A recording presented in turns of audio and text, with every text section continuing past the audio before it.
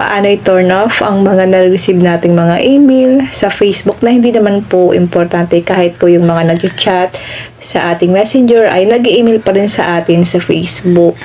So, open lang natin ang ating Gmail para maipakita ko po sa inyo guys. Click 3 lines. Click natin ang social. Kung nakaka-receive din po kayo guys ng mga email kapag may nag-chat sa inyo, kaya may nagko-comment sa inyong Facebook, nagpapadala po ng email sa Facebook, sa inyong mga Gmail account, ganito lang po ang gagawin natin para ma-turn off natin ito. Ayan guys, ang dami-dami pong nag-email sa akin guys, kahit na yung may mga nag-chat lang, may mga nagko-comment, nagme-message or nag-email pa rin sa akin guys si Facebook para ma-stop ito guys or para ma-turn off ito kasi po madaling full storage ang mga Gmail account natin ito kapag lagi pong nag-send ng email si Facebook sa ating mga Gmail account. Ngayon, open lang natin ang ating Facebook. Click Settings and Privacy. Click Settings.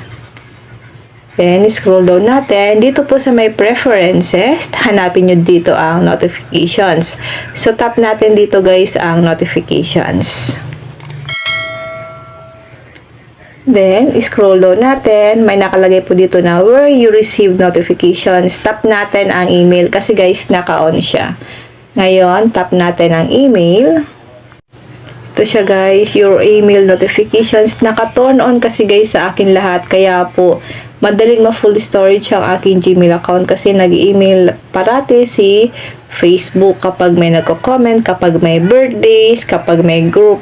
Ayan guys, ang dami-dami po kapag may mga nag-chat. Ayan guys, i-turn off lang natin itong messaging para hindi po nag-email si Facebook sa ating mga Gmail account once na may mga nag-chat sa ating mga Facebook or Messenger. I-turn off nyo lang po yung mga ayaw nyong makareceive ng notifications sa inyong mga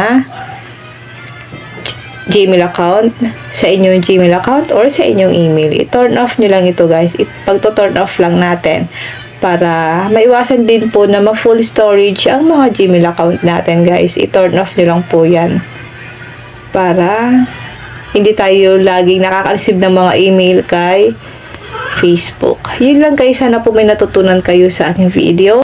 And now, thank you for watching.